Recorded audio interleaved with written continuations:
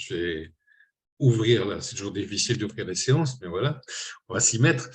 Donc, dans notre maladie, dans l'ataxie de Friedreich, et selon l'évolution de chacun, qui est toujours un peu particulière, la personne malade peut connaître des difficultés avec l'ordinateur, une certaine maladresse à taper un texte, taper une lettre voisine ou encore un appui long sur une lettre provoque donc une multiplication de celle-ci, ou simplement on peut être vite fatigué de taper. De même, la souris peut être capricieuse et le curseur pas assez précis. On souhaiterait aussi quelquefois, pour gagner du temps, avoir une prédiction des mots et des phrases toutes prêtes. Et encore d'autres adaptations que Thierry et Guillemette vont développer tout à l'heure. On peut aussi avoir des difficultés pour lire un texte ou l'ordinateur et préférer l'écouter avec une voix agréable. Des difficultés aussi pour s'exprimer du fait de la dysarthrie et où les conversations téléphoniques deviennent difficiles, l'interlocuteur ne comprenant pas ou mal, ou le timbre de la voix peut être faible. Des difficultés pour entendre sans être réellement sourd, mais où l'acuité auditive est atteinte, tout aussi du fait de la fatigabilité du nerf auditif et de la même pour l'acuité visuelle. En plus, on a souvent un mouvement saccadé de l'œil qui s'appelle un nystagmus, qui gêne la poursuite oculaire. Tout ça, on va en reparler après. Voilà. Alors, en plus de difficultés de mobilité, donc tout ça, ça entraîne des difficultés de la communication. Il existe des solutions et il est important de les connaître au plus tôt dans l'évolution de la maladie pour s'y adapter facilement. Et dans ce domaine, il est important d'anticiper pour se rendre la vie plus agréable. Depuis 2018, le service Comataxi fonctionne, né d'un partenariat entre la FAF et l'APF France Handicap par sa plateforme TechLab à Tourcoing, où deux ergothérapeutes, donc Guillemette et Thierry, et une orthophoniste, qui est là aussi sur l'écran, Aurélie, apportent leur connaissance et leur aide pour nous tous. Notre service est gratuit pour les adhérents de la FAF, avec également un prêt du matériel pendant 3 semaines environ, pour pouvoir le tester dans les conditions de vie. Il est aussi possible d'avoir une aide à l'argumentaire dans le financement de ce matériel, notamment par la MDPH. Voilà, en gros, je présente rapidement le service en question, mais je laisse surtout aux principaux acteurs le fait de parler. Guillemette, peut-être tu prends la suite. Oui, je prends la suite.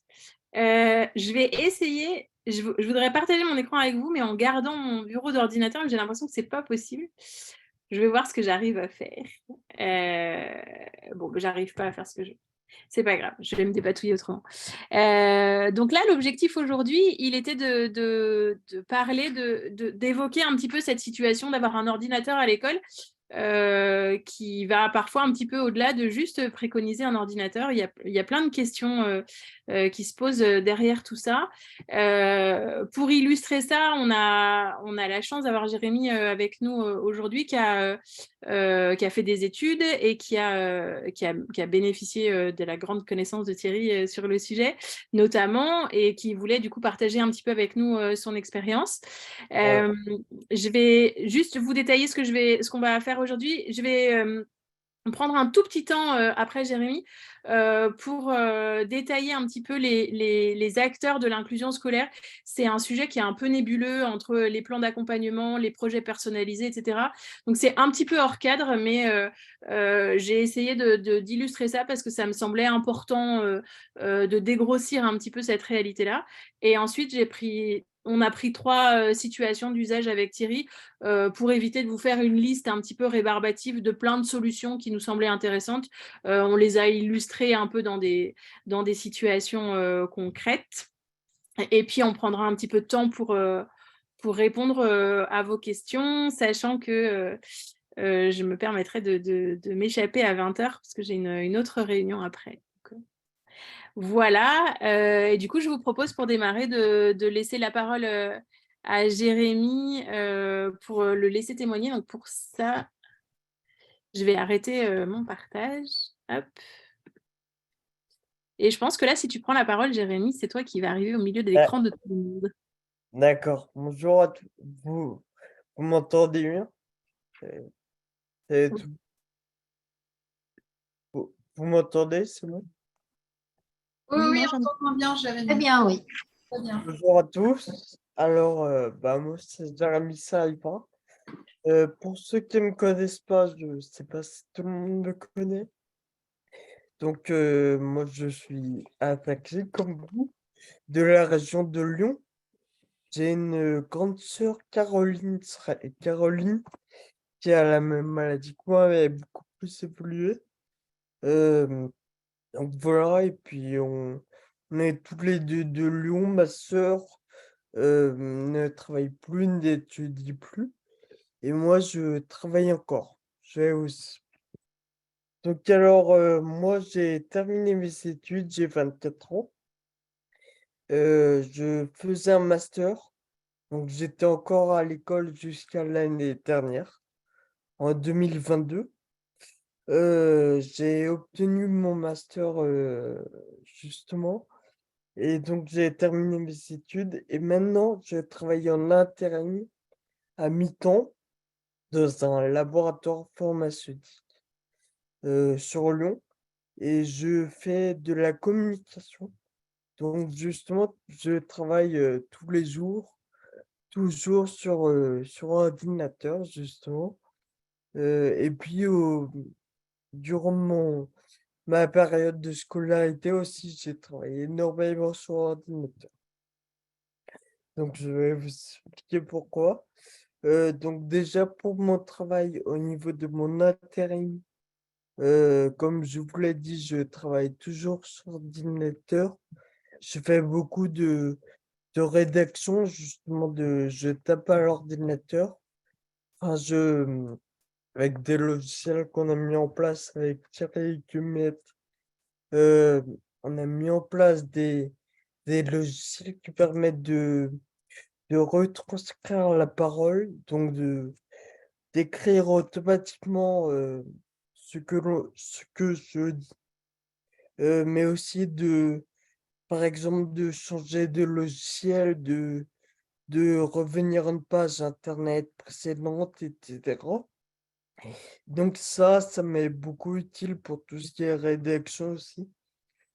Mais comme je vous l'ai dit, je fais aussi beaucoup d'autres tâches de graphisme, de rédaction web, etc. Et donc, j'utilise aussi ce logiciel-là pour changer à chaque fois de page, de logiciel, etc. Donc ça m'a utile. J'utilise ceci. Alors, normalement, j'utilise le trackpad de mon ordinateur, c'est-à-dire la souris qui est automatiquement sur l'ordinateur.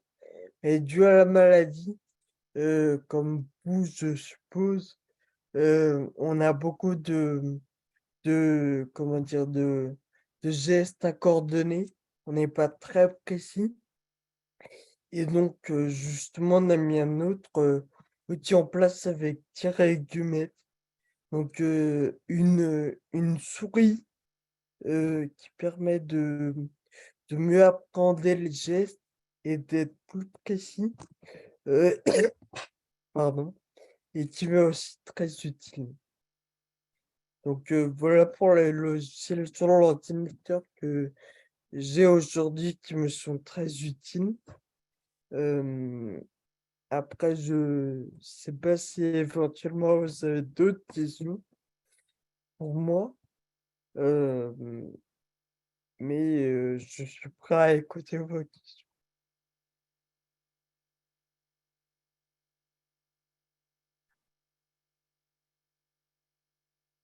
Merci beaucoup. Je ne sais pas s'il y a des personnes qui souhaitent rebondir sur le témoignage de Jérémy. Alors, oui, bonjour. Rebonjour. Il y a Thomas qui est arrivé du lycée. Bonjour. Il est avec moi. Bonjour, Je voudrais Thomas. savoir ce que c'est comme logiciel. Tiens, tu dis bonjour, Alors, Thomas. Bonjour. Bonjour Thomas. Alors, juste pour les logiciels, J'ai oublié le nom parce que là, je suis à mon domicile, j'ai pas mon ordinateur de travail, justement. Mais sûrement que Guillemette et Thierry pourront vous donner les logiciels. Je crois qu'on en a parlé à Guillemette, mais pour la dictée vocale, C'est euh, Ouais, Dragon. ça nous intéresse aussi. Dragon Speaking, Dragon Naturally Speaking, oui. et voilà. Et la souris, je sais pas le nom du tout. C'était une souris matérielle que tu avais en plus? Oui, c'est un petit carré qu'on branche sur un port USB. Euh, Qui permet d'avoir le trackpad délocalisé. Thierry, voilà. tu veux détailler? Alors, j'avoue que je n'ai pas relu le dossier de l'époque qui était fait avec Jérémy. J'ai adressé ton DRH. Donc, au niveau de la souris, je ne sais plus. Mais à mon avis, c'est ou soit, comme tu le dis, un pavé tactile déporté pour dire un trackpad. En tout cas, c'était Dragon Natural Speaking. Et j'ai le souvenir que, vous voyez, on ne s'y attendait pas, que l'entreprise avait refusé en premier lieu le logiciel parce qu'elle pensait que c'était une solution en détail particulièrement technique, parce que la société où tu faisais ton stage à l'époque Oui. craignait le partage de données via Internet. On aura l'occasion d'y reparler parce que ça touche une préconisation qui va venir au sujet des traitements de texte. Donc, non, Dragon Natural Speaking, c'est la version qui est commercialisée la plus performante au niveau de la dictée vocale, qui permet non seulement de dicter du texte, mais aussi de commander l'intégralité de son ordinateur. Et ça peut fonctionner uniquement en local. Donc, il a fallu rassurer l'entreprise sur... il n'y avait pas de possibilité d'interaction avec le net et avec un espionnage à distance, des choses comme ça, du vol de données. Et comme quoi, il y a encore des choses qui sont basiques, qui ne sont pas connues de l'autre côté de la barrière, quoi. Côté employeur, mais on va en parler employeur. En tout cas, c'est un excellent témoignage d'un cursus qui va jusqu'à là, aux études, stage en entreprise et accès à l'emploi.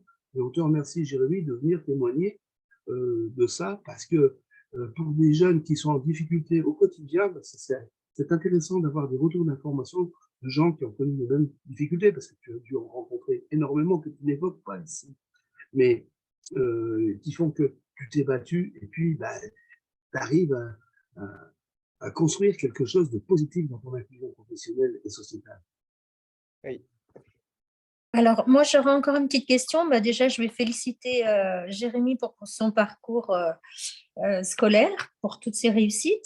Et nous, on va rentrer justement dans la période où on va commencer à chercher des écoles et on allait voir une prépa ingénieur. Et c'est vrai qu'on s'est rendu compte qu'avec l'handicap, c'était difficile d'accéder aux écoles. Donc, je voulais savoir comment, si ça avait été compliqué pour toi, Jérémy. Alors oui, il y a sur Lyon, parce que je suis de Lyon, Ouais, mais comme nous. je sais que c'est un petit peu pareil dans beaucoup de régions, départements de France.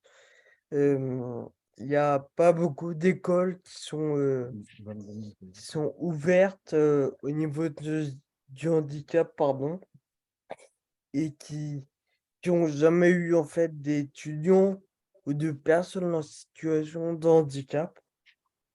Et donc, c'était compliqué pour moi, pour mon école, pour mon master, de mettre en place plusieurs aménagements qu'on vient de voir avec Thierry aussi. Mais après, mon école, par exemple, a pris une, une personne référente pour le handicap euh, qui était prête à m'écouter, avec qui on avait beaucoup de réunions.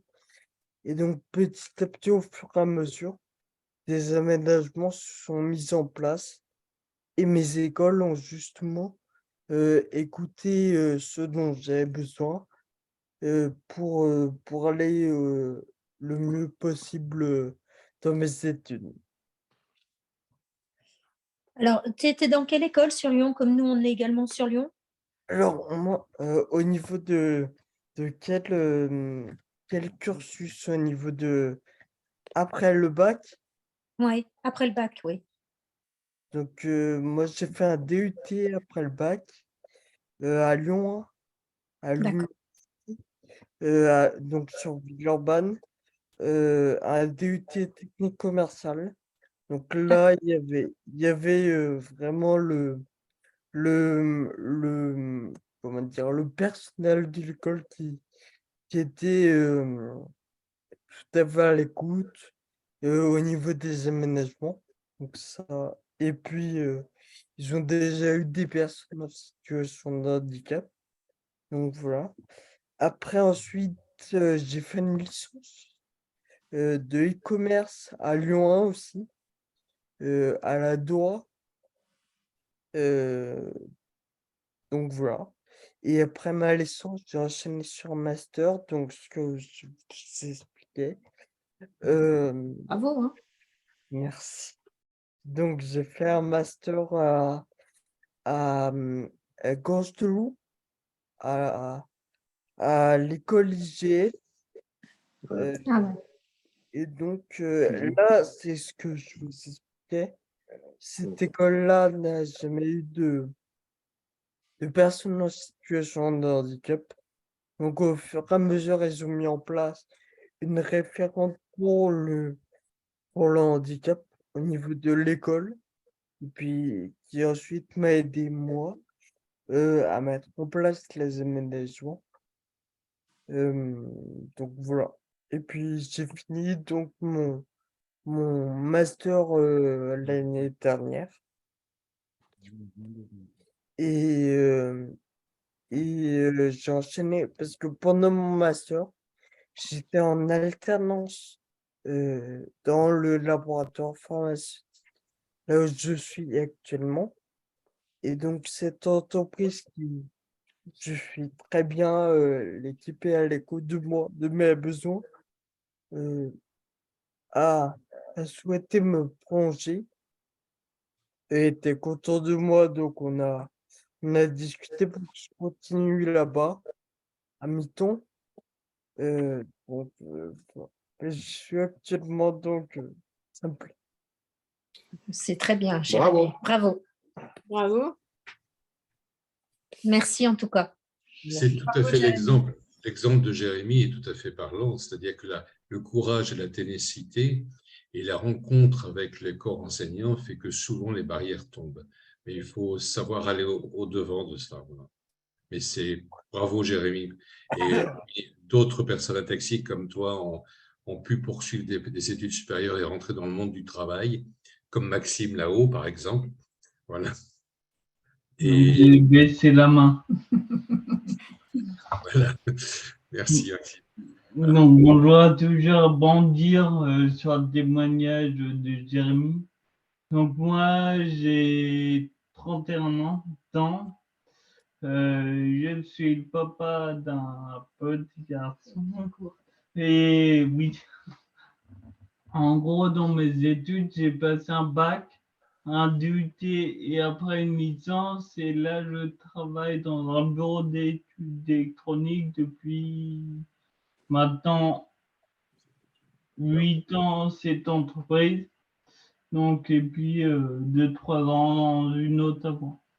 Donc, toutes mes formations, je les ai faites en alternance.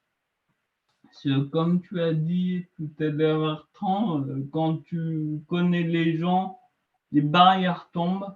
Donc, c'est très important de faire justement ces alternances. Les gens prennent le temps d'apprendre à te connaître, apprennent tes difficultés.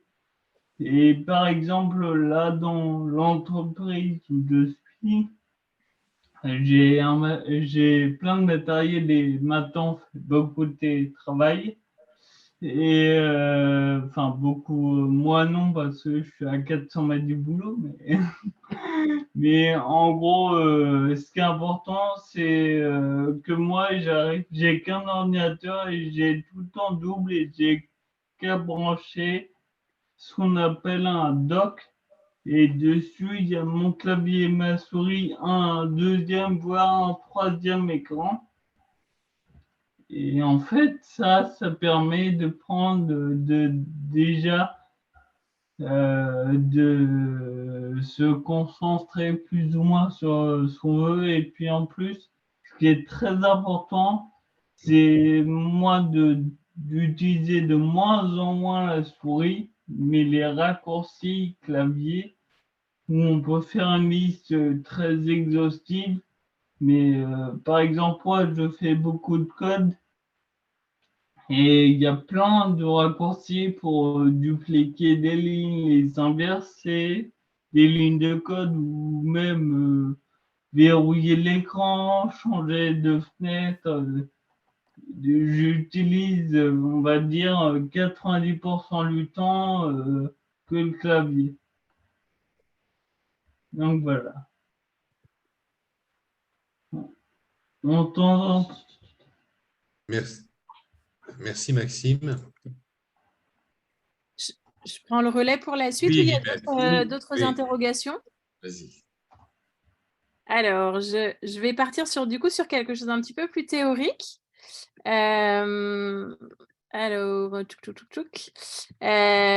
je démarre sur une partie un tout petit peu hors cadre qui n'était pas forcément pas forcément calculée, mais en préparant avec Thierry, on s'est dit que ça avait un petit peu de sens de reprendre un petit peu toutes ces réalités administratives et par quoi il faut passer pour pouvoir mettre en place du matériel à l'école, parce qu'on doit passer par cette réalité-là pour bénéficier d'un ordinateur et d'un équipement spécialisé dans le contexte scolaire. Du coup, on a fait le choix, alors je le fais en 5 minutes, mais de faire un petit rappel sur ce qu'il y a comme plan d'accompagnement ou comme projet qu'on peut mettre en place. Alors moi, j'ai fait une sélection vraiment j'ai vraiment taillé pour aller à l'essentiel. J'ai fait le choix de vous parler de 2 outils. Donc quand effectivement il y a un élève qui est en situation pénalisante à l'école, il y a plusieurs programmes qui existent à l'école. Donc, il y a une quantité de mots barbares et d'acronymes un peu complexes à maîtriser. Je ne maîtrise pas tout par cœur. Voilà. Et moi, j'ai fait le choix de vous parler du PAP et du PPS, qui sont 2 outils dont on a le plus besoin dans le contexte dans lequel nous, on évolue avec vous. Donc, le premier, c'est le projet d'accompagnement personnalisé. Je vais vite sur cette thématique-là. Après, on va dans le concret. Mais voilà, je pensais que c'était intéressant de vous rappeler un peu ces éléments-là. Donc, le plan d'accompagnement personnalisé, c'est un dispositif qui est interne à l'établissement. Donc, ça concerne les élèves qui connaissent des difficultés qui sont scolaires, mais qui sont durables. Et qui peuvent pénaliser les apprentissages. Et on sait que ces problématiques-là, elles vont être présentes dans une longue durée. Donc ça s'adresse aux élèves qui sont scolarisés en primaire ou en secondaire, donc de la maternelle jusqu'au lycée. Et ça s'adresse aux personnes pour lesquelles il n'y a pas ou pas encore d'aménagement ou d'adaptation vraiment ancré. Il n'y a pas d'ordinateur, il n'y a pas de matériel, il n'y a pas de prise en charge. Faut trouver une alternative rapide quand il y a une difficulté qui s'installe. Et donc, ça permet de mettre déjà en place. Donc, à quoi il sert? Il sert à bénéficier d'aménagement et d'adaptation uniquement dans un contexte pédagogique. Donc, ce n'est pas mettre en place des machines pour l'instant. Et il permet déjà de faire rentrer les professionnels médico-sociaux type orthophoniste ou psychologue ou quoi pendant les heures scolaires dans l'école. Il permet de mettre en place un suivi. Ça peut durer, ce type de suivi-là, il peut durer toute la scolarité. Et puis, il permet également d'avoir quand même des aménagements et des réflexions sur l'accessibilité des apprentissages, donc d'avoir des allègements de travail, des polycopier des cours pour ne pas avoir à les prendre, pouvoir enregistrer l'audio des leçons, etc. Et il y a également la possibilité d'avoir des aménagements pour les examens, donc sur la demande de la famille. Par contre, effectivement, il n'y a pas de mesure de compensation. Donc, c'est une étape numéro 1 la plupart du temps. Donc, comment elle se met en place? Généralement, c'est les parents qui le demandent ou les enseignants. Donc, le conseil des maîtres, c'est le regroupement des enseignants qui le demandent d'eux-mêmes. Il y a malgré tout quand même une intervention du médecin scolaire. Alors, ce n'est pas systématique, mais théoriquement, dans la théorie et dans la pratique, il faut que le médecin scolaire valide et avise la demande de mettre en place un projet d'accompagnement personnalisé pour un enfant. Et ensuite, ce projet, il va être rédigé est mis en place, signé par les parents, et puis on va pouvoir mettre en place quelques aménagements rapidement dans la vie scolaire de l'enfant pour faciliter ses apprentissages. Le deuxième élément, donc c'est comment, je viens juste de résumer ça. Le deuxième élément dont je voulais vous parler, c'était le projet personnalisé de scolarisation. Donc on appelle ça le PPS. Alors, à qui il s'adresse? Il s'adresse aux élèves qui sont déjà reconnus en situation de handicap par la MDPH. Il concerne donc tous les enfants dont la situation va nécessiter une compensation et des aménagements sur le plan scolaire. Donc, y compris si les enfants ils sont accueillis dans un établissement médico-social, on ne parle pas uniquement de l'école. Donc, il permet d'assurer une forme de cohérence dans la continuité scolaire de chaque élève. Ça permet vraiment d'assurer une linéarité dans l'accompagnement. Donc, qu'est-ce que c'est? Ce projet-là, il va permettre de définir les modalités de déroulement de la scolarité et les actions pédagogiques ou psychologiques ou éducatives, sociales, paramédicales, etc., qui vont répondre aux besoins vraiment très particuliers de chaque personne. Il va également préciser s'il y a des besoins en matériel, c'est ce qui nous concerne, ou des accompagnements humains, ce qui peut aussi nous concerner, qu'il va falloir mobiliser. Alors, selon les besoins, il va permettre, donc c'est la CDAPH, c'est encore un acronyme que je vais détailler un petit peu plus tard, qui intervient et qui va pouvoir prendre des décisions par rapport à l'orientation scolaire, par rapport à la mise en place du matériel, j'y viens un petit peu plus tard, ou à la mise en place de professionnels qui vont accompagner. Donc, c'est là où moi, en essayant d'y voir un peu plus clair sur ces sujets-là, que je me suis rendu compte que ça pouvait être intéressant de reprendre un peu cette espèce de nébuleuse de la mise en place de certains projets. Donc, j'ai essayé de faire un petit résumé de comment est-ce que ça se passe pour mettre en place un projet personnalisé de scolarisation. Donc, pareil, je vais hyper vite et je suis très théorique.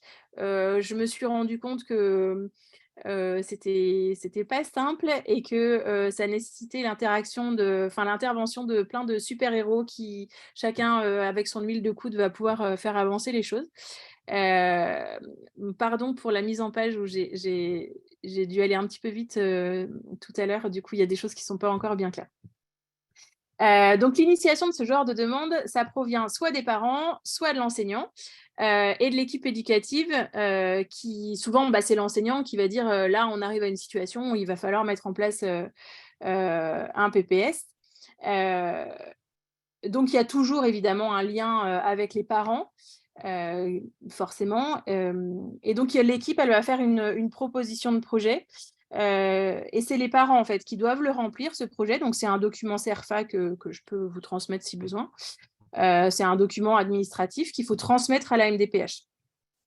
Donc ce document, il est transmis à la MDPH qui va accuser du dossier, qui va l'analyser, qui va tenter de le compléter en demandant des comptes rendus, etc., qui va faire des allers-retours avec les parents. Alors, je suis désolée, j'ai une partie de mon écran qui n'est pas visible. Donc... ça va faire des allers-retours avec les parents. Il y a une équipe pluridisciplinaire en interne à la MDPH qui va évaluer, qui va le renvoyer aux parents. Et ensuite, c'est la CDAPH, donc la Commission des droits de l'autonomie de la personne handicapée.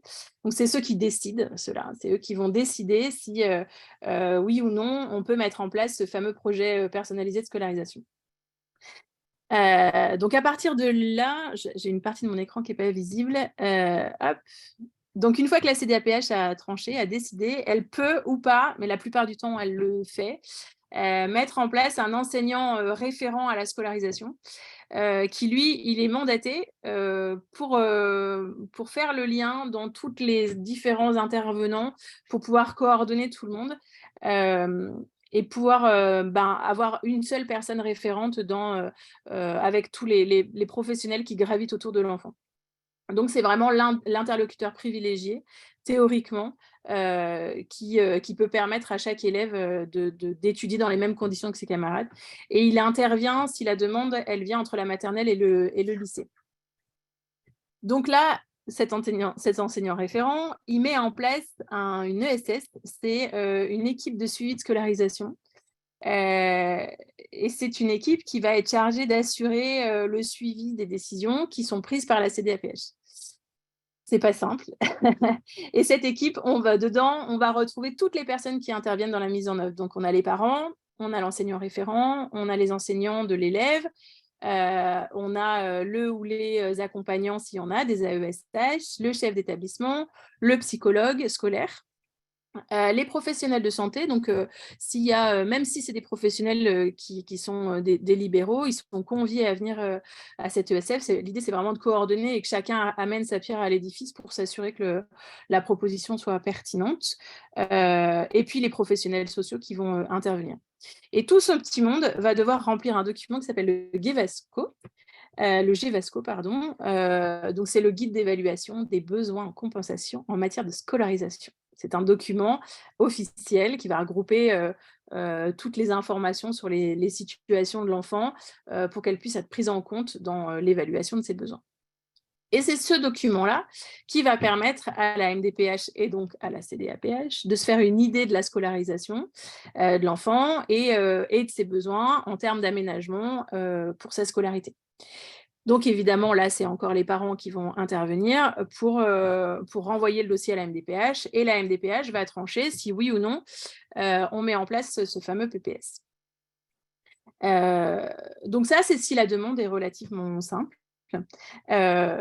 Cependant, dans ce qui nous concerne, ce n'est pas la demande simple, c'est s'il y a des besoins particuliers, donc des aménagements, un ordinateur, un accessoire spécifique, un outil de communication. Dans ces cas-là, il faut faire une autre demande à la MDPH qui s'appelle la MPA. MPA, c'est j'ai perdu le nom, je ne me souviens plus. Matériel pédagogique adapté. Et donc là, j'ai encore un petit loupé, ces fameux besoins particuliers, c'est les parents et l'équipe pluridisciplinaire. Et donc, c'est là où les professionnels, tous les professionnels paramédicaux, donc s'il y a un SESSD, un CAMS, un SAVS ou un professionnel en libéral, c'est là où effectivement ils vont intervenir pour déterminer le matériel qui va être à mettre en place. Et donc, c'est eux qui vont remplir ce fameux document, cette demande de matériel pédagogique adapté. Et c'est à nouveau, encore cette boucle qui reprend, on ne voit pas très bien, je me suis un peu trompée. C'est la CDAPH à nouveau qui va trancher.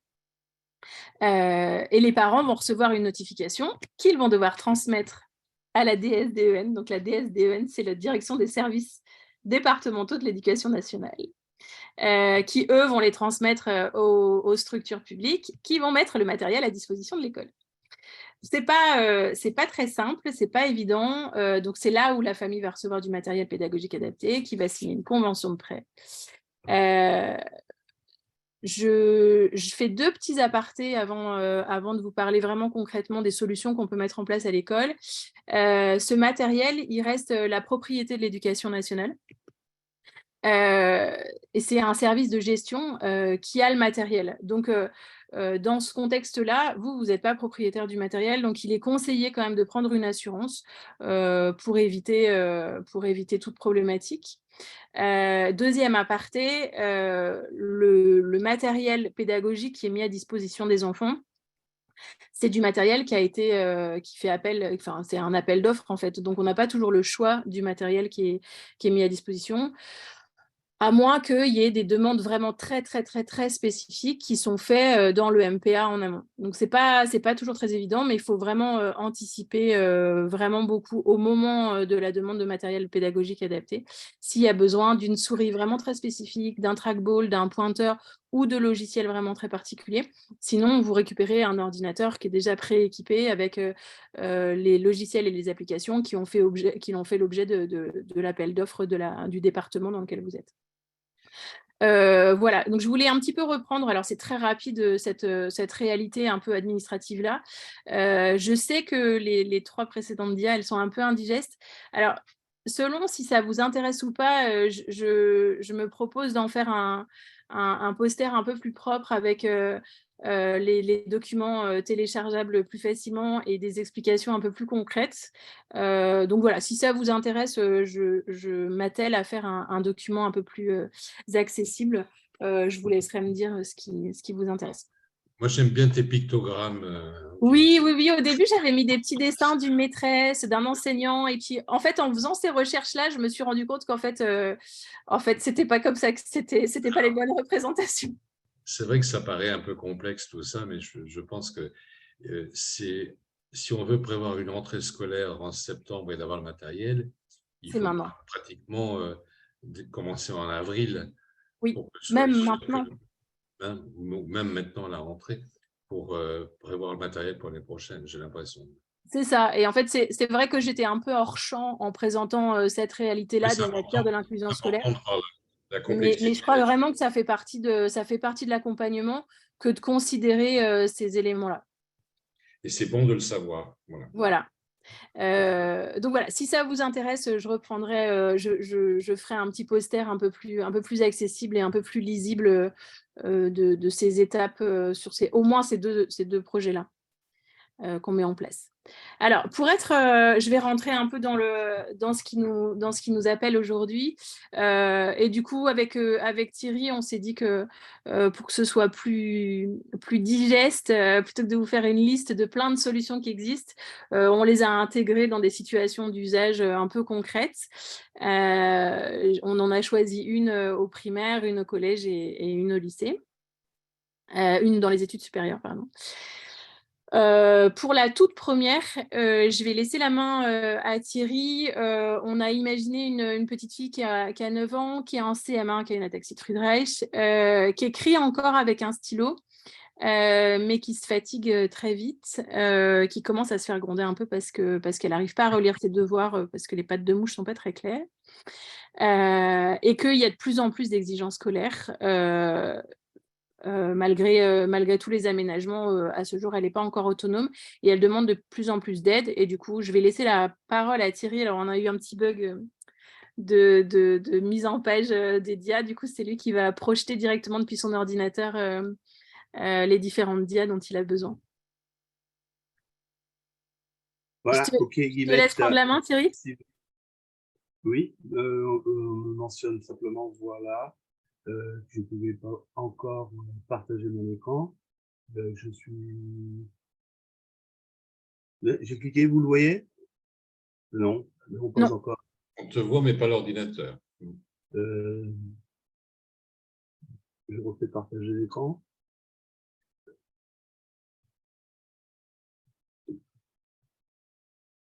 On y est presque.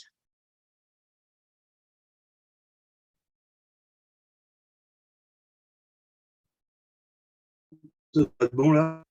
C'est bon. Le temps que ça arrive? Ah oui. C'est bon. Alors, c'est parti. Alors, on va essayer d'aller vite parce que l'heure tourne et on voudrait vous laisser poser vos questions. Une des premières questions qui va se poser dès l'inclusion, enfin, dès la dotation de matériel, là, on parle du primaire, c'est quel traitement de texte à l'école? Vous avez à l'écran les 2 traitements de texte les plus connus et auxquels les gens font les références. À gauche, LibreOffice, à droite, Word. Les traitements de texte sont bourrés de beaucoup trop de fonctionnalités. Ce sont des traitements de texte qu'utilisent des adultes en situation professionnelle, énormément de boutons cliquables, énormément de fenêtres qui s'ouvrent, d'onglets, de menus déroulants. Ce n'est pas ce qu'il faut pour un tout jeune enfant. Je passe à la seconde dia. Quel traitement de texte pour à l'école pour un enfant entre le CP et le CE2, nous avons choisi de mentionner Syllab et compagnie, qui est un logiciel qui a été fait par Marie-Laure Besson, qui était chercheur au CNRS, qui est l'auteur du fameux Cartable fantastique, dont on va parler un peu plus loin. Et c'est un logiciel quand même qui intègre des fonctionnalités très simples, basiques, qui permettent à un enfant de faire une saisie et d'apporter ses images et de lire son texte par voie de synthèse, ça c'est très intéressant. Mais il comporte également, je tiens à le signaler, des adaptations qui ne sont pas spécifiquement destinées à des personnes ataxiques. Ce sont pour les troubles des apprentissages, mais finalement, quelquefois, ça peut aider tout le monde, la colorisation du texte, la colorisation de certains sons, etc. C'est un logiciel gratuit qui est de très bonne facture. Mais s'il n'y a pas ces problèmes au niveau des troubles des apprentissages, je tiens à rappeler qu'il existe dans tout ordinateur fonctionnant sous Windows un traitement de texte basique intégré au système d'exploitation qui s'appelle WordPad. Le WordPad, c'est un traitement de texte qui permet quand même, vous voyez à l'écran, beaucoup moins d'onglets qui permettent d'appeler des fonctions, mais qui permettent quand même de faire un minimum de mise en page et d'intégrer des photos. Donc, c'est le logiciel à proposer à cette tranche d'âge, en sachant que, quand même, on se prépare à la fin du primaire à préparer l'élève pour le collège, et là, il faudra bien passer à des traitements de texte plus puissants. Ces traitements de texte, les voici, les deux les plus connus, forcément. À gauche, LibreOffice, le logiciel préconisé par l'Éducation nationale, tout simplement pour des raisons, disons-le, économiques. Et puis, son rival, le PatOffice. Et là, une actualité qui est tout à fait récente, puisqu'elle a fait la une de certains journaux. Et là, j'ai choisi volontairement un titre qui porte à confusion. Au mois de novembre, on a titré « Fin de l'obligation, Microsoft et Google sont exclus de l'école par l'Éducation nationale ». Et ça fait référence. Alors, ce qui s'est passé, c'est qu'il y a un député qui a tiré l'attention à l'Assemblée nationale sur le lobbying opéré par Microsoft, plus que Google, en proposant l'installation gratuitement de Office 365 dans des écoles, et qu'on a apparenté ça à du lobbying, c'est-à-dire préparer les consommateurs de demain. Vous comprenez que ça pose un problème de déontologie au sein des services publics.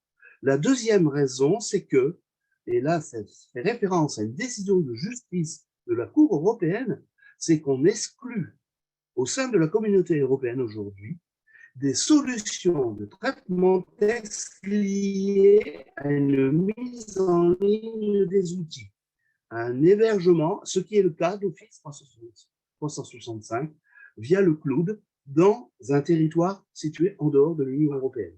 Ça, c'est vraiment une actualité très récente. Et il est vrai que les académies ont reçu pour instruction d'arrêter le déploiement de la diffusion gratuite auprès des bénéficiaires, les élèves, d'Office 365. Mais quand on lit les textes dans le détail, rien n'interdit, voire à l'Éducation nationale, de financer un Office qui ne fonctionne pas en ligne, qui n'est pas raccordé, qui peut fonctionner en autonome sur la machine. Ou vous, en tant que parent, de l'installer, parce qu'on va le voir juste après. Il y a certains outils qui sont optimisés par rapport à la besoin d'élèves en situation de handicap.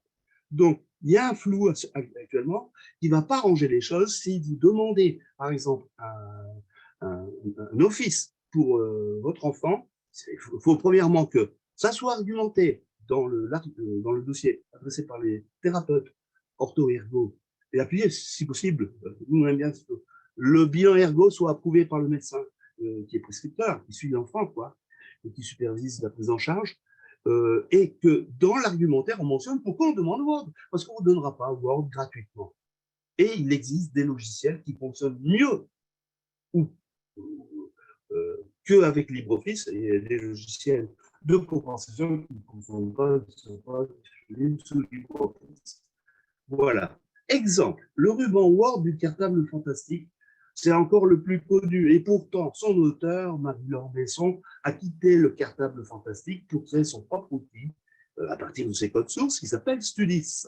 Studis, c'est quoi? Ce sont des barres d'outils qui vont s'intégrer dans votre traitement de texte Word pour apporter des fonctionnalités utiles à l'élève. Alors, il y en a plein. On va aller à l'essentiel. Je vais vous présenter rapidement une petite vidéo qui vous permet, ça c'est valable, pour toute la continuité de la scolarité, à partir de personnaliser le petit bouton, j'étais trop vite, sur la petite coccinelle, je vais personnaliser la mise en page du document en choisissant les espaces entre les lettres, les espaces entre les mots, le type de police. Là, je suis en train de choisir une police un peu plus grasse qui attire mieux l'œil, en grossissant le caractère, 14, je choisis gras, et je choisis aussi l'interligne.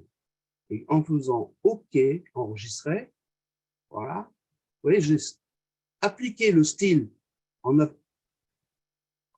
appelant le style Studis que je viens de créer et je viens de le modifier. Alors, vous voyez que même derrière l'écran, comment c'est plus lisible pour vous. Alors, tout ça, c'est personnalisable et en fonction. Oui, là, je termine. Guillemette parlera à partir de la lecture par voie de synthèse qui est intégrée à cet outil. Mais Guillemette va rebondir sur cet outil parce que là, c'est un début de lecture par voie de synthèse. Mais l'étudiant en aura besoin sur toute application et pas que dans Word. Donc, personnaliser l'affichage des textes, c'est quelque chose de très important et qui doit être revu pendant tout le temps de la scolarité pour amener l'enfant finalement à le conduire à lire des textes qui ne sont pas aussi, je utiliserai le mot de dilatés, mais qui sont plus accessibles. Il y a l'équivalent sous LibreOffice, ça s'appelle le plugin LibreOffice du cartable fantastique. À ce niveau-là, il y a beaucoup d'autres fonctionnalités, mais à ce niveau-là, il fera quasiment le même fonctionnalité. Autre option importante pour un jeune enfant, c'est mais à partir du moment où je crée des documents, comment je vais pouvoir les stocker et me retrouver dans l'arborescence d'un enfer qui est l'explorateur de Windows. Première chose à découvrir, c'est comment personnaliser ces dossiers. Vous voyez, j'ai 3 dossiers ici, géographie, français, mathématiques. Je choisis l'onglet affichage pour choisir grandes icônes ou très grandes icônes. Très, très bien. Et là, un petit clic droit sur une icône et je vais donner une couleur. Ça, c'est pas dans Windows, c'est un logiciel qui le fait, qui s'appelle Folder Paint. Voilà, mon dossier s'est déplacé pour se remettre dans l'ordre orthographique. Et là, je vais faire une procédure différente. Alors, c'est rapide à l'écran, bien sûr, mais nous sommes là pour vous les expliquer. Et là, je vais choisir une icône personnalisée. Ces icônes, on les a dessinées pour vous. Je citerai Sébastien, notre ingénieur qui n'est peut-être pas là aujourd'hui. Elles sont en téléchargement gratuit. Voilà, j'ai fait une grosse icône qui est beaucoup plus facile à trouver, qui est personnalisée par rapport à nos matières. Voilà. Donc, ces icônes, on les retrouve sur le site du TechLab, qui chapeaute le projet Comme Taxi. Et là, en rubrique ressources, vous aurez un pack d'icônes à télécharger et nous avons une fiche technique prête à être envoyée sur demande pour vous expliquer comment l'installer sur votre ordinateur, personnaliser les icônes.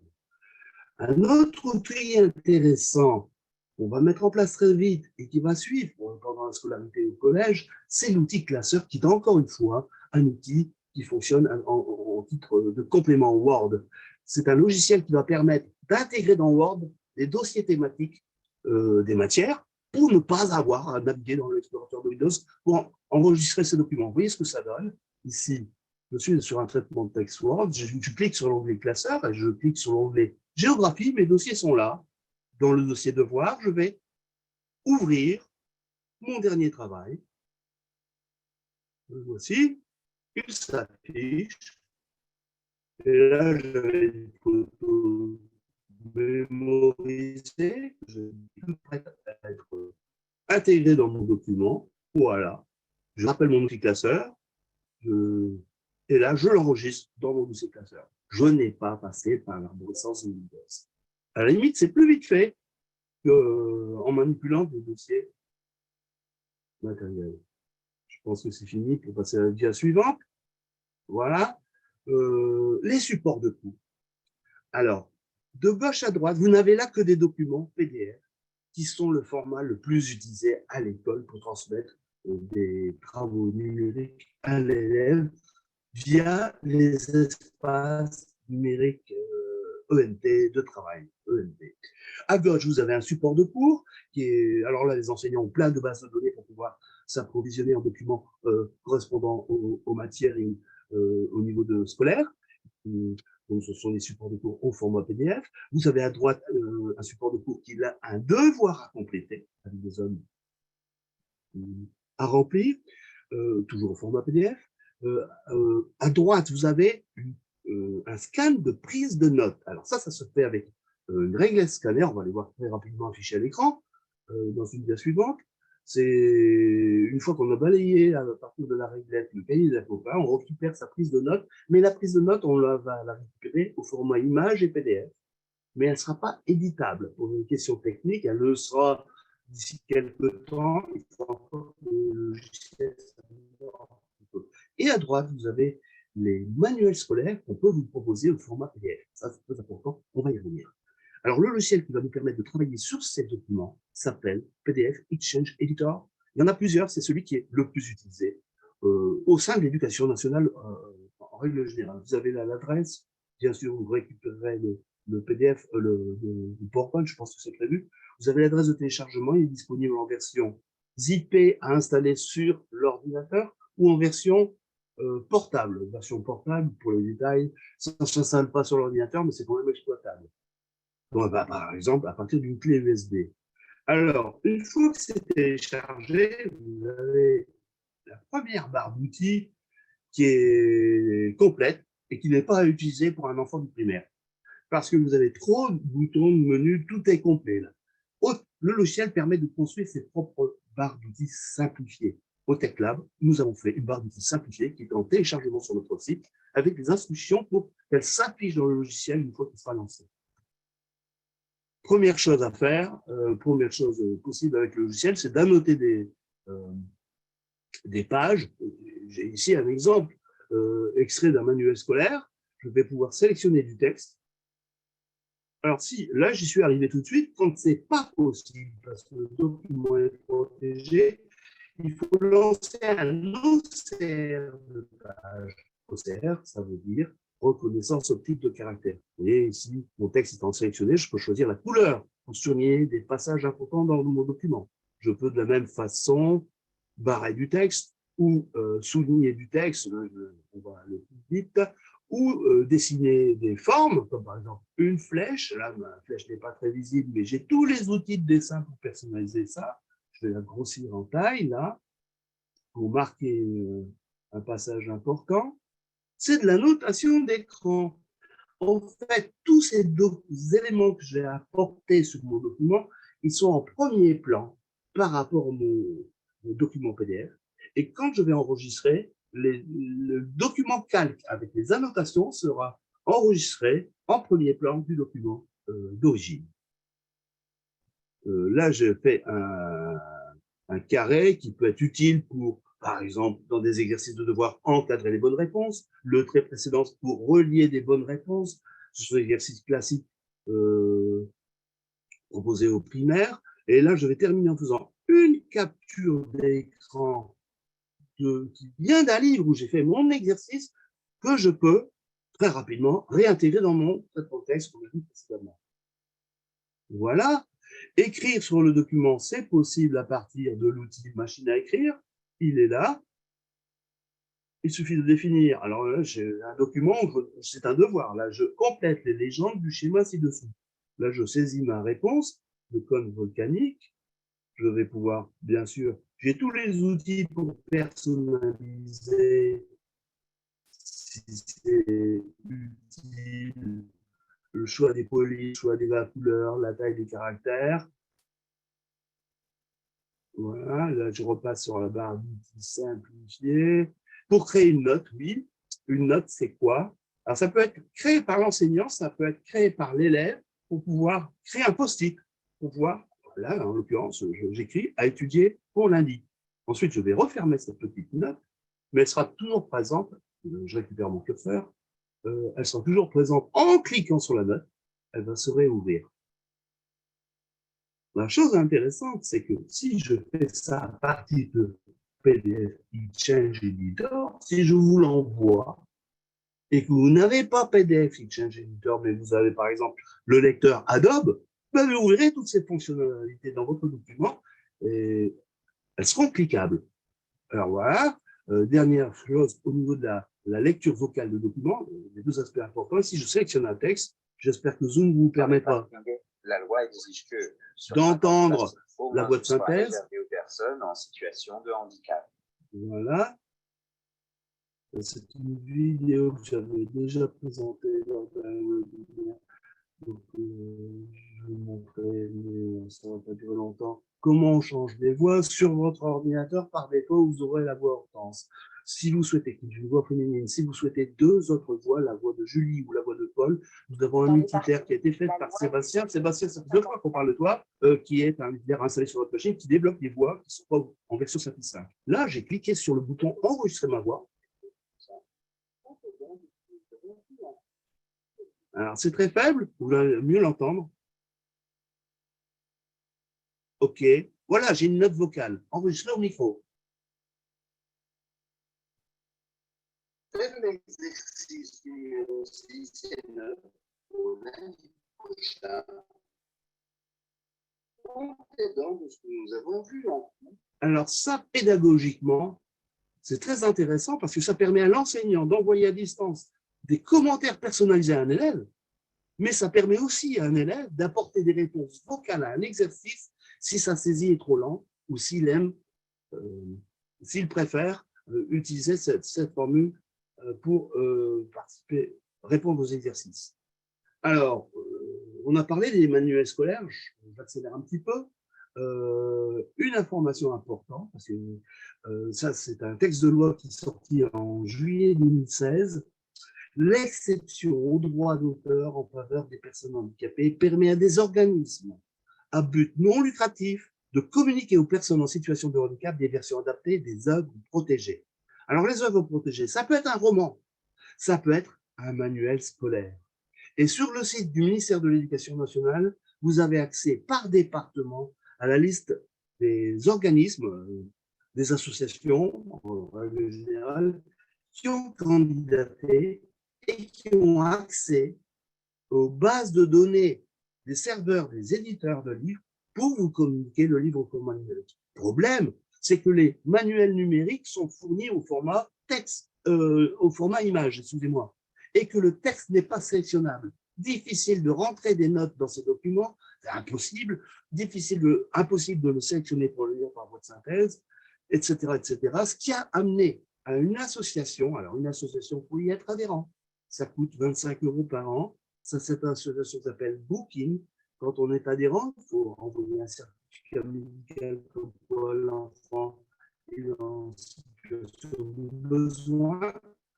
Vous avez accès pendant l'année à l'intégralité des manuels scolaires sur PDF. Et pour ça, ils ont été, on appelle ça OCIC, passé à la reconnaissance optique de caractère.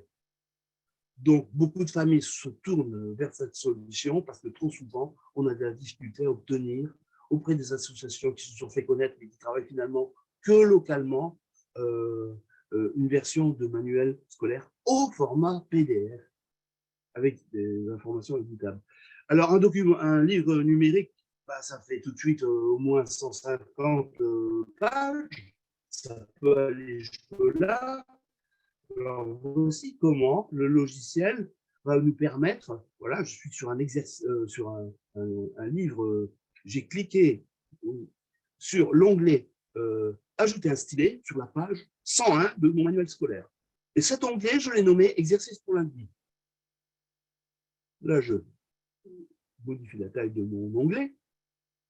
Je n'en crée qu'un, hein, pour être rapide. Je ferme mon onglet.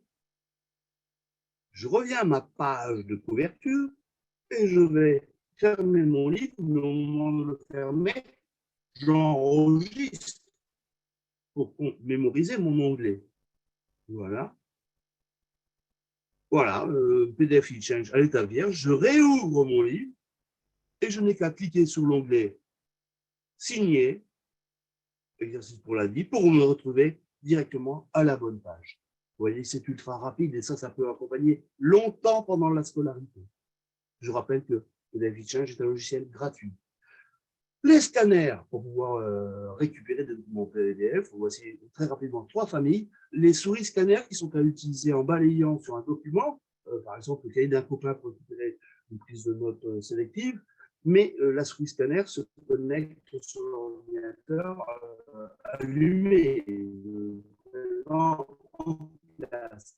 Alors que la réglette scanner, elle peut être dans le cartable et être numérisée en visualisant sa numérisation à partir de l'écran pour pouvoir le connecter ensuite à l'ordinateur.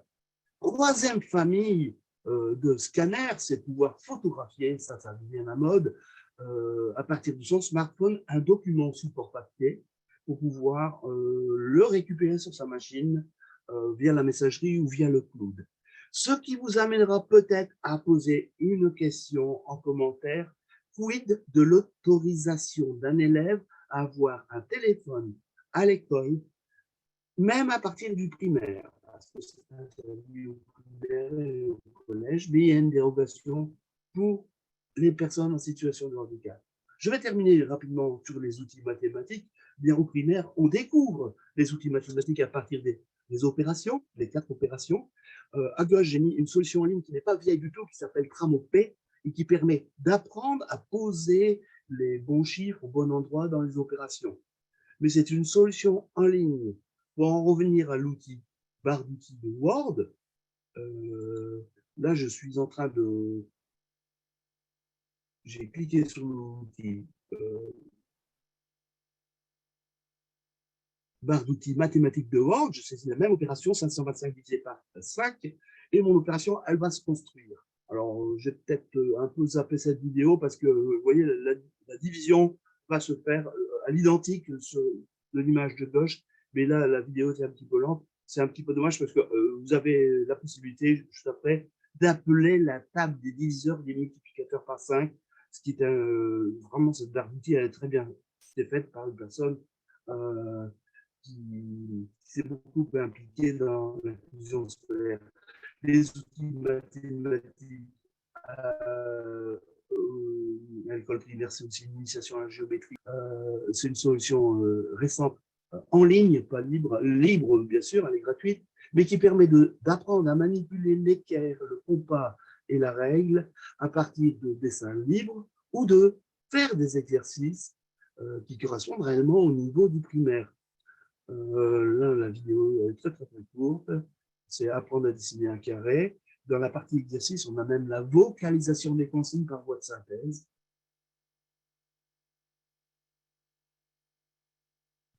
Alors, bien évidemment, là, on parle des outils numériques, mais ça, c'est utilisé à l'école par tous les élèves, même ceux qui savent utiliser, manipuler encore les outils traditionnels.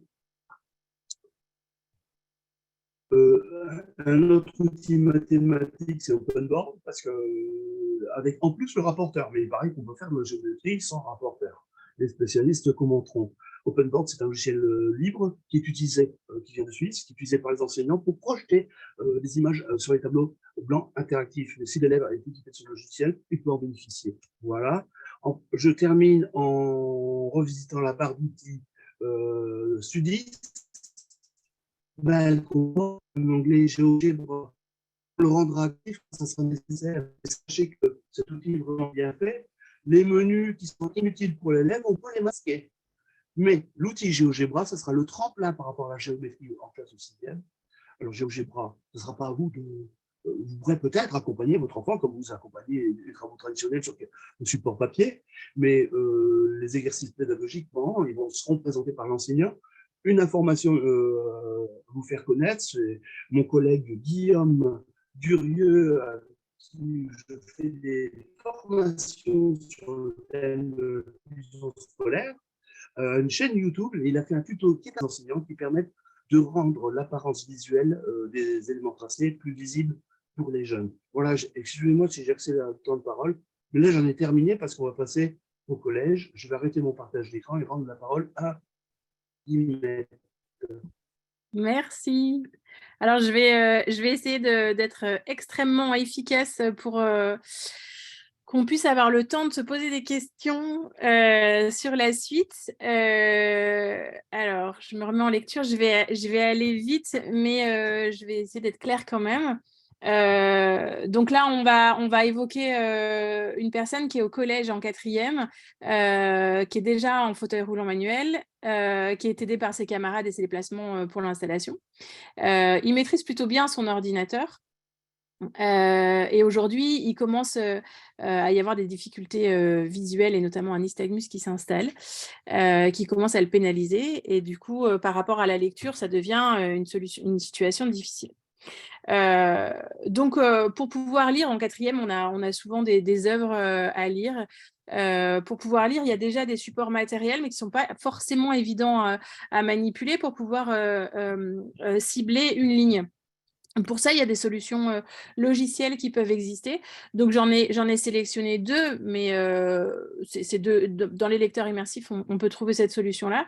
Il y a une association qui s'appelle IDEA qui propose plein de tout petits utilitaires qui sont très, très bien pensés, et notamment le guide lecture qui permet de cibler sur certaines lignes ou certains ensembles de lignes pour pouvoir éviter que l'œil passe d'une ligne à l'autre.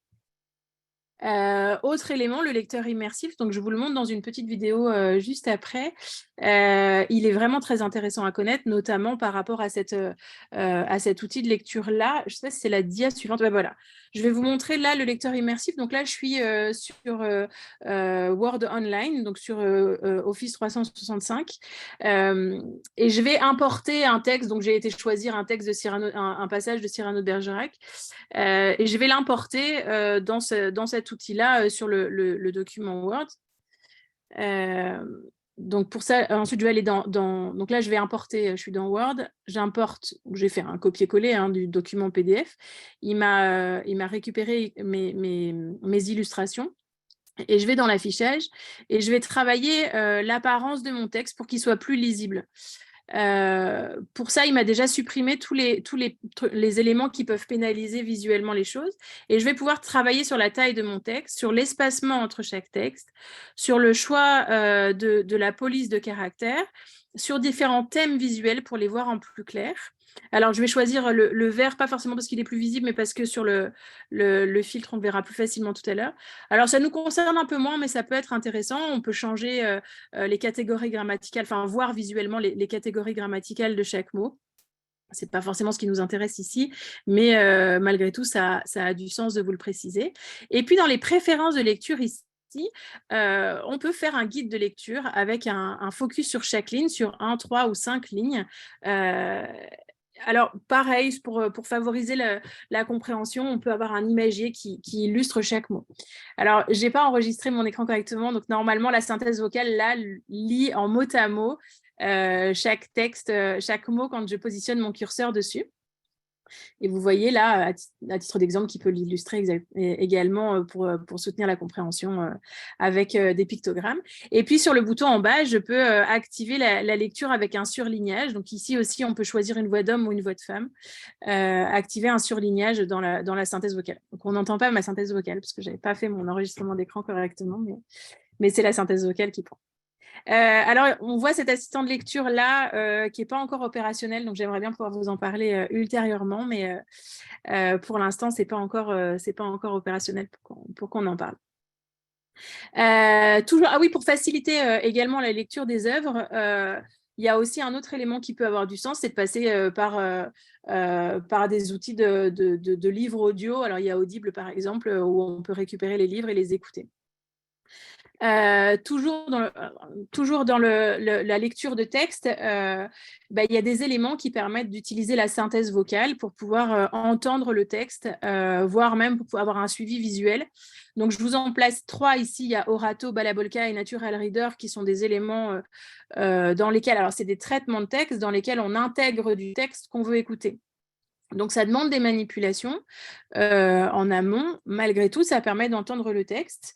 Je vous montre également… Alors, moi, je vous montre ma solution à moi sur le Mac, qui peut être une solution.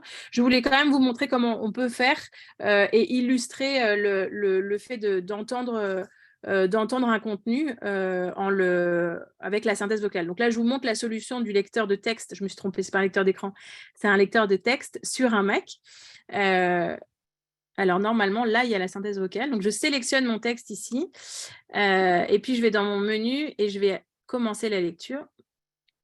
1. L'émergence d'un futur géant a le rôle du chemin de fer. Le chemin de fer joue bien sûr un rôle considérable dans le développement économique des États-Unis au XIXe siècle. Ce moyen de transport caractéristique de la révolution industrielle est...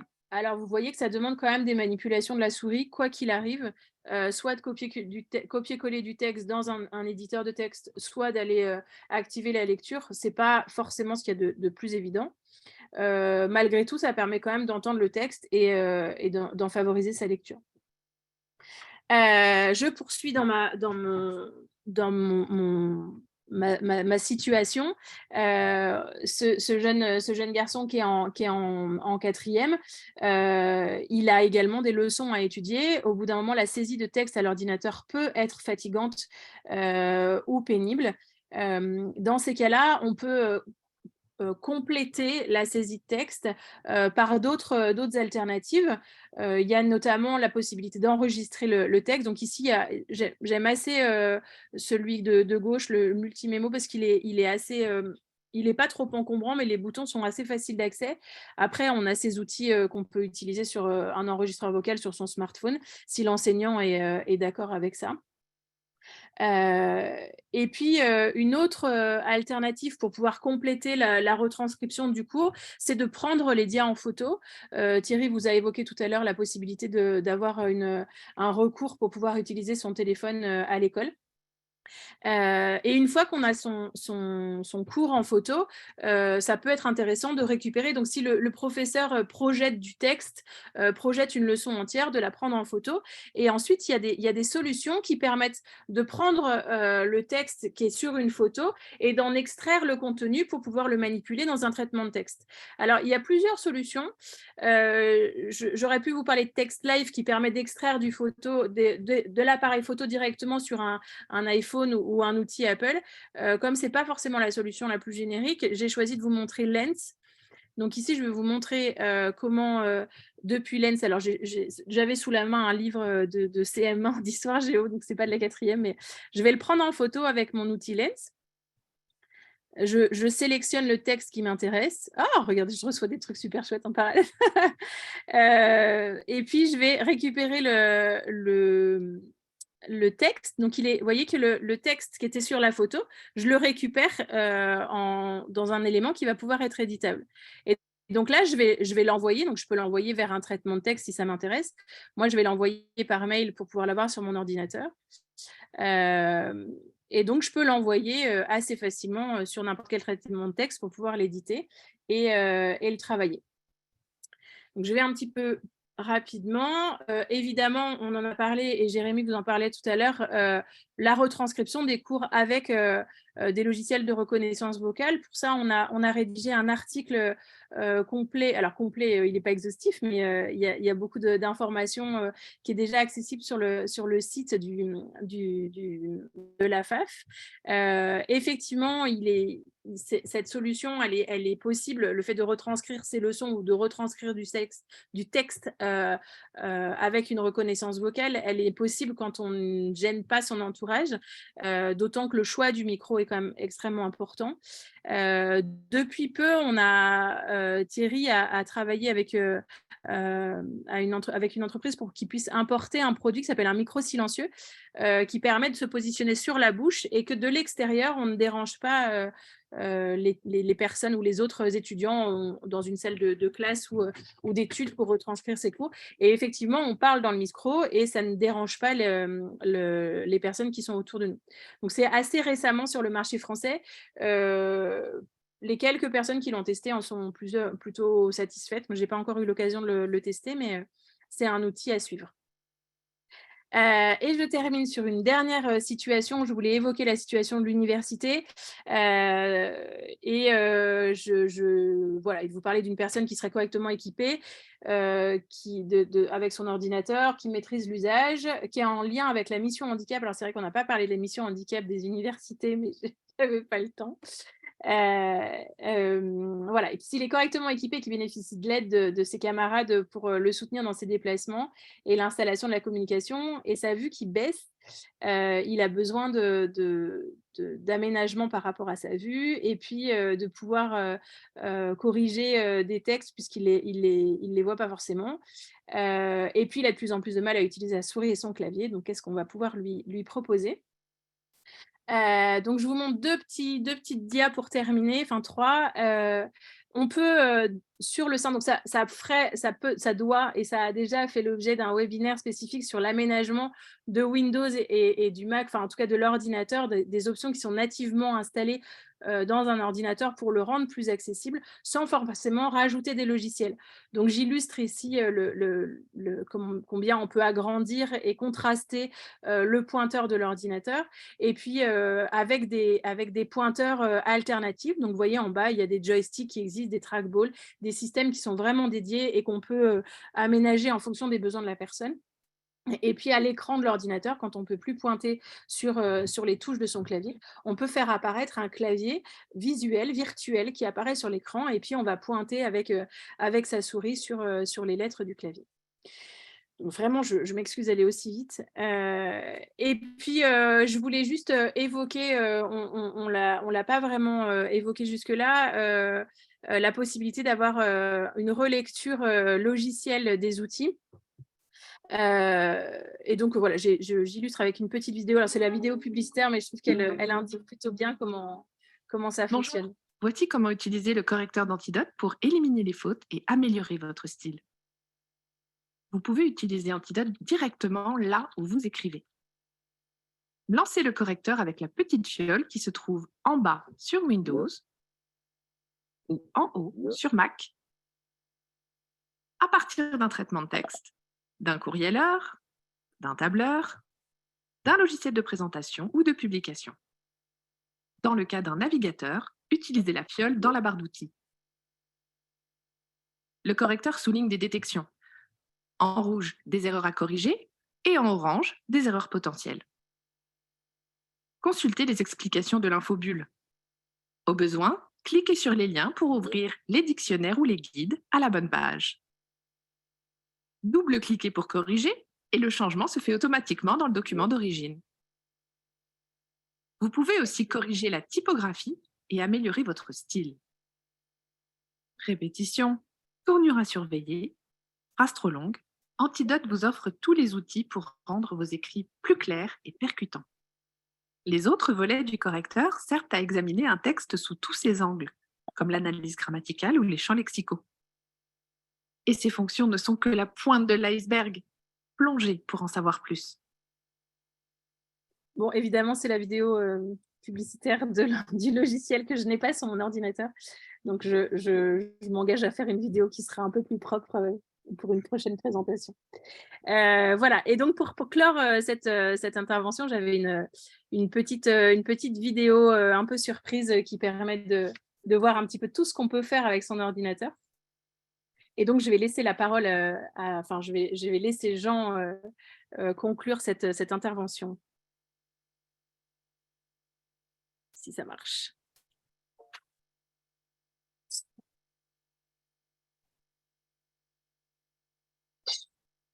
Alors, Jean, clique tout clic et ah. Oui, je vais mettre. Écoute. Prêt pour une nouvelle aventure maintenant que tu es en retraite, viens manger à la maison avec ta douce.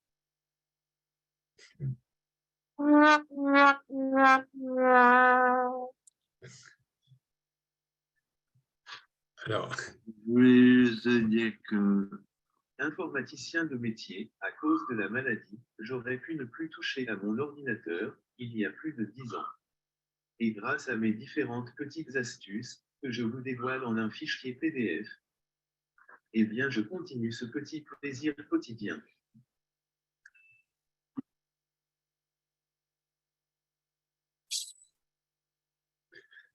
c'est un petit peu un clin d'œil à Thierry que Jean a voulu faire pour... Alors, il y a Jean qui veut dire quelque chose. En fait, Jean voulait vous remercier comme Ataxia, notamment Guillemette et forcément Thierry, parce qu'effectivement, comme il le dit dans la vidéo, l'importance de l'informatique qui est notre quotidien. Jean, c'était son métier et il y a 2 ou 3 ans, il a failli tout arrêter. Et grâce à vous, il a pu continuer, il continue encore différemment et on espère que ça va durer encore longtemps. Voilà.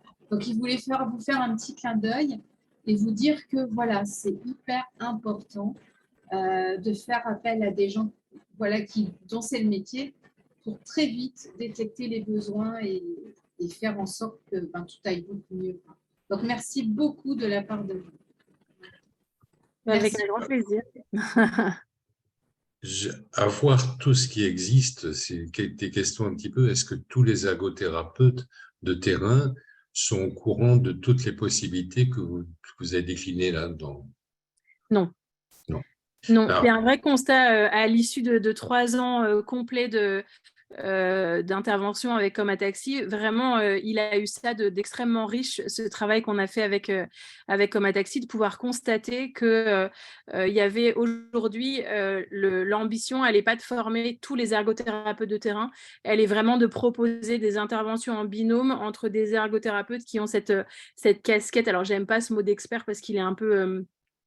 il est un peu orgueilleux, je trouve, mais voilà, qui ont une casquette un peu d'expertise et dans un domaine très, très précis. Et puis, les ergothérapeutes qui sont sur le terrain, qui ont une expertise de leurs patients. Et donc, aujourd'hui, l'ambition, elle est plutôt de favoriser ces interventions en binôme que de former tous les professionnels qui sont sur le terrain, parce que la réalité, elle est que c'est impossible qu'un professionnel ergo-prescripteur qui est sur le terrain, il ne peut pas être... à 1000% connaisseur de tous les fauteuils, de toutes les chaises de douche, de tous les outils nouvelles technologies qui existent sur le marché. Donc, en fait, vous servez de centre expert, si on peut dire, où les ergothérapeutes de terrain peuvent vous joindre. Exactement. Nous, on intervient en relais des professionnels de terrain, enfin en complément des professionnels de terrain et ou des familles qui pourraient avoir besoin d'un soutien. Voilà. Nous, on intervient sur un court temps, à part dans le programme Comataxi, où là, on fait vraiment de l'accompagnement sur la durée. N'importe quel autre professionnel ou personne qui souhaiterait, qui n'est pas dans le programme Comataxi, qui souhaiterait s'adresser à nous, on intervient juste sur la période du conseil, en fait. Est-ce qu'il y a d'autres questions à poser?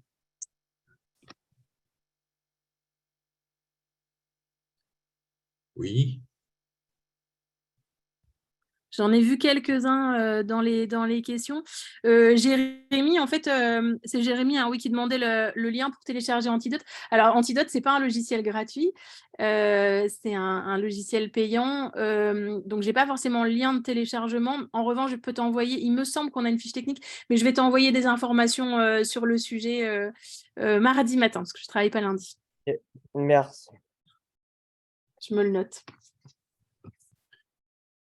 Et je regarde, je crois que j'ai répondu au fur et à mesure quand il y avait des questions qui arrivaient sur la question, sur la page de contact. D'autres questions, éventuellement? Avant de libérer Guillemette, Thierry.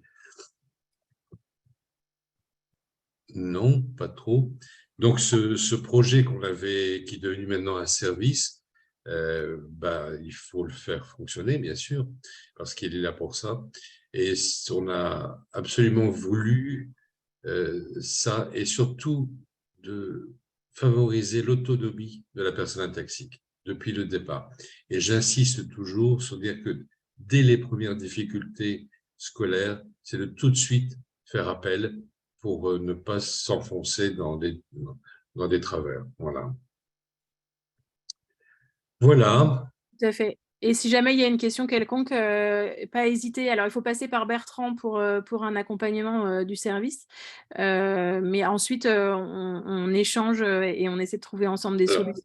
Sur le mode de fonctionnement, donc, initialement, il y a un questionnaire préalable que l'on établit pour bien comprendre les besoins de la personne, pour aller directement au but. Ce questionnaire, une fois rempli, arrive directement dans la boîte aux lettres de Guillemette ou de Thierry.